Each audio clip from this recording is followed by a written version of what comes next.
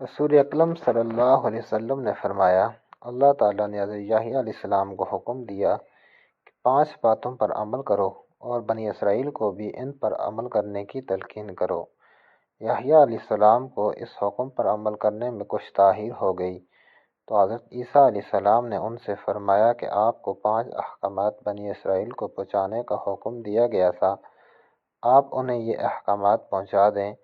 یا میں پہنچا دیتا ہوں۔ حضرت یحییٰ علیہ السلام نے عرض کیا،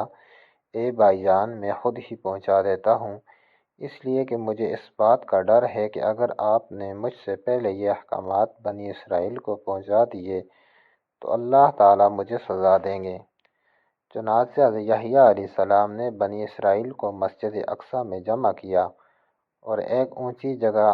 میں کھڑے ہو کر اللہ تعالیٰ کی حمد و ثنا بیان کرنے کے بعد فرمایا، اللہ تعالیٰ نے مجھے اور آپ لوگوں کو 5 باتوں پر عمل کرنے کا حکم دیا، اور وہ 5 باتیں یہ ہیں۔ نمبر 1، صرف اللہ تعالیٰ کی عبادت کرو، اس کے ساتھ کسی کو شریک نہ ٹھہراؤ۔ شرک کی مثال اس غلام جیسی ہے جس کو اس کے مالک نے سونے یا چاندی کے عوض خریدا۔ وہ غلام کام تو کرتا ہے لیکن کمائی کی رقم اپنے آقا کے علاوہ کسی دوسرے کو دیتا ہے۔ اب بتاؤ، تم میں سے کوئی آدمی بھی اس بات کو پسند کرتا ہے کہ اس کا غلام ایسا ہو؟ اللہ تعالیٰ نے تمہیں پیدا کیا اور وہی تمہیں رزق دیتا ہے، لہٰذا تم اسی اکیلے کی عبادت کرو اور اس کے ساتھ کسی کو شریک نہ ٹھہراؤ۔ دوسرا، تم خشوع و خضوع کے ساتھ نماز ادا کرو، کیونکہ جب تم نماز میں دوسری طرف متوجہ نہیں ہوتے تو اللہ تعالیٰ بھی تمہاری طرف برابر اپنی رضا اور رحمت کے ساتھ متوجہ رہتا ہے۔